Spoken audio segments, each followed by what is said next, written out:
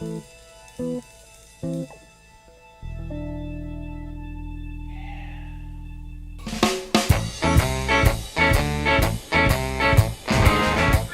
time in this United States, starting on the East Coast when the different European settlers came, they would stop at different hotels to stay for a night before moving west.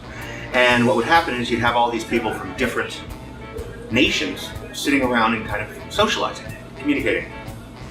And they'd bring their own bottles. So what happens is they started leaving their bottles behind, and the bartender, which is the person that checks you in at the hotel, would start mixing these together. This is how cocktails began.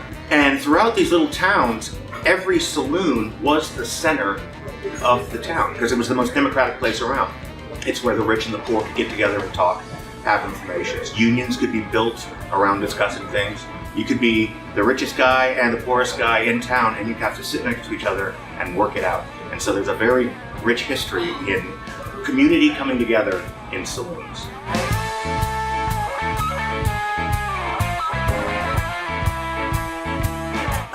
I love working at the Hotsy Totsy. You get a sense of family here with everyone. It's a lot of the regulars have known each other for multitudes of years.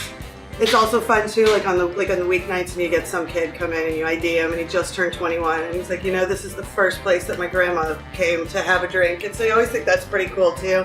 Yeah, as far as I know, this building was around in 1934. It originally was used as a place to house dogs that used to run at the racetrack right down the street where the El Cerrito Plaza is. So it's got kind of a grim beginning because you got to think there were all these mistreated doggies in here. But now, as a bar, we do allow dogs in the bar, so it's getting a lot healthier these days. We know that the bar was around since 1939. Could have been a year or two before that, but there's not really a lot of information on it. But it has been almost 80 years now on this corner. Yeah, back when it was an old dive bar and opened up at 6 o'clock in the morning. Everybody came to had coffee in the shop. They grabbed people who wanted to work. They went to work. We actually, about 12 or 13 years ago, lived in Thailand and opened up our first bar on an island. We did that for a couple of years, and we were looking for a place. We came back here and found a sign for sale, and we pursued it. This place was kind of a dump before we took it over. It was way too bright in here. They had a terrible jukebox. Also, they carpeted the floor, which is always just a bad idea. It's like putting carpet in your bathroom. And it was smothered in terrible neon. So we shut it down and spent almost 4 months redoing it and kind of trying to imagine its mid-century glory and bring it back to a place that is neighborhoody, fun, playful, very adult, but not necessarily a sports bar or a bar to start trouble in. People just offering up their time to come down here and sand some walls, paint walls, pull up carpet off the floor. I would just put it out there on Facebook like, hey, sanding party or painting party. And there was a ton of crappy booze left over from the old place. I just left it out there on the table and told everybody that's how you're getting paid. And it was an amazing community event. My dad flew out here and painted a whole outside. A friend of mine that is a fine artist did the Hotsy Totsy sign herself. And none of these people charged any money. And now all of those people that come here and they feel like they're a big part of it as well. It's like they can look up and be like, I painted that right over there. I polished that brass. So we gave it new life when we took it over. Now it's a high-class bar, as far as I'm concerned.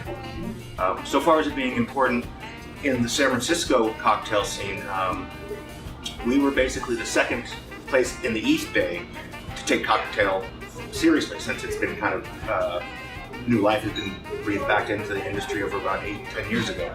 Flora was the first one in Oakland, and then us, and we've been known for that over this past 8 years. That this is a very specific place where you can actually get much better quality drinks at affordable prices, and you don't have to go to San Francisco, and you don't have to, it's here for the East Bay. It's here for us. It's a little bit different than other places I've worked, is that I do know like the medication schedule for some of my daytime regulars too. You know, you can't have grapefruit juice, hon, because you're on a statin. So, but it's all been good fun. And they've been a really good, relationship with the community as well. We, about once a year, we always have a special cocktail on the board where everything goes towards the Albany Music Fund for the school, and just do a lot of things within the community as well. So this back here was Chester's. He was a bartender here for about 20 years, but he had bartended around Albany and El Cerrito for close to 50 years, I would think. And he was just kind of like that old school bartender. You'd come in and you knew what you were going to get. And yet everyone that comes in here, that came in here, Chester was part of their family as well. And unfortunately, he passed away a few years ago. And, his spirit's still here. That's why we put this up there for him, too. We have been lucky enough to get a clientele that is so varied that the people that come here are not just one type. It's not young, cool kids. It's not old, retired people. It's professionals from all industries, and they come to get together and they hang out. And I think that's really vital. It doesn't matter if you're a taxi driver, a busboy, a CEO, a lawyer. None of that matters here. Check your degree at the door, come in, be comfortable, and feel what it's like to be part of your community.